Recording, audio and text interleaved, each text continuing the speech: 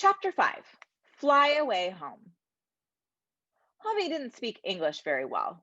Ms. Plum explained to them how Javi had escaped with his family from a place in Africa where bad things had happened. Javi had gentle brown eyes and a soft smile, like he wished he could say yes to everything. Javi never raised his hand for the supply closet, but even so, one bright fall day, Ms. Plum called on him.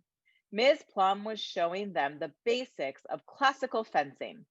"Hubby," she suddenly said. And when he looked up from his homemade sword, a cardboard tube taped to a wooden handle, she held up an empty roll of tape, smiled, and nodded toward the supply closet. Hubby smiled back and quickly went to the closet.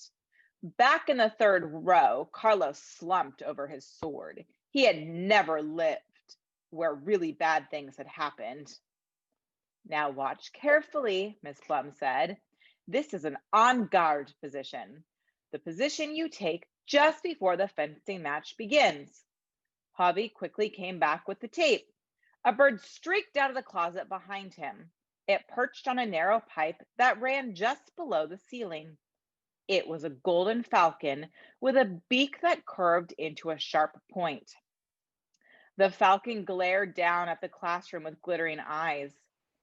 "Awesome," said Brad. "He's not like the horse or a parrot or those squirrels. He's a real wild animal." Brad was right. You could tell by the falcon's fierce yellow eyes and the way it jolted its head around, fast and sure and wary. Nadia sucked her lip. The falcon looked like it would bite. "Now, the key is to hold your sword lightly, but with confidence," Miss Plum said, continuing her lesson.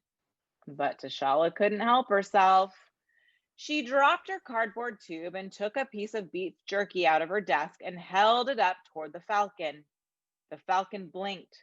With a sudden high screech, the bird of prey launched itself from the pipe, swooped down on Tashala, and snatched the jerky in its claws. Tashala could feel the breeze from its wings. It flew back to the pipe and tore into the meat. "Wow," said Tashala. Ms. Plum didn't scold. In fact, she cocked her head, her brown eyes bright, as if Tashala and the bird were an interesting experiment. With that, most everyone rushed to get food from their lunches, hold it up for the falcon. Oh, and hold it up for the falcon. Potato chips, a Twinkie, a pickle. "Falcons don't eat pickles," said Becky O. But Mindy ignored her and waggled the green slice toward the bird. Javi stood near the back of the room and smiled timidly. At first, when the falcon grabbed some food, it was cool. But then the bird kept swooping down on people, even when no one wanted it to anymore. Sometimes it would dive bomb a kid's head for no reason. Lucy was sure the bird would bury its pointed beak in the back of her neck.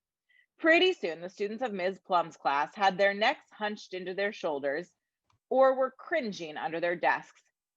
"We gotta get it back in the closet," cried Eric as the bird jetted over his desk, screeching and scattering his papers. No one asked Javi what to do with his bird.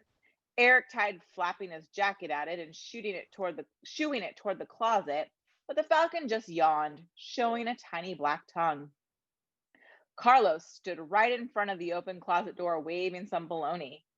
"Look, food!" he cried. For a minute, it looked like Carlos's idea would work. The falcon swooped toward him, but at the last second, the bird banked, grabbed the bologna in its claws, and zoomed back to its perch on the pipe. Becky grabbed her cardboard tube and heaved it at the bird. "Go back where you belong, Featherbutt." "That won't work," said Brad. He picked up an eraser and threw it hard. He almost hit the falcon, who didn't seem to understand that some people were throwing things at it. That's when a voice from the back of the room said, "No!" It took a moment for everyone to realize that it was Javi. Javi's shoulders were tight points under his shirt. It seemed like it made him nervous to have everyone look at him and to not say yes, but even so, he said a second time, "No, no hurting." Some of the kids remembered that in a way, the falcon belonged to Javi. Others remembered too about the bad things Hobby's gentle eyes had seen.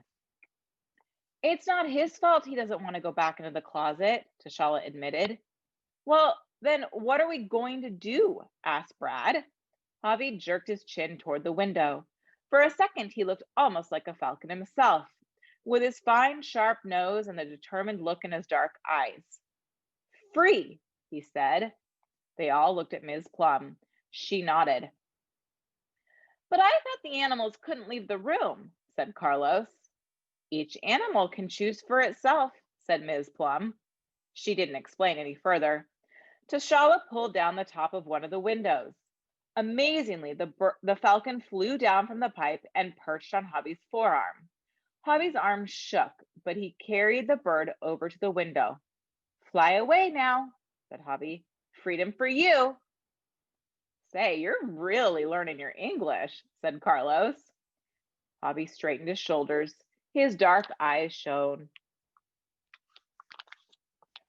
I am being good with English, he said proudly. You really are, Carlos said. Scree! Cried the falcon. Then it flapped his wings and flew out into the high blue sky.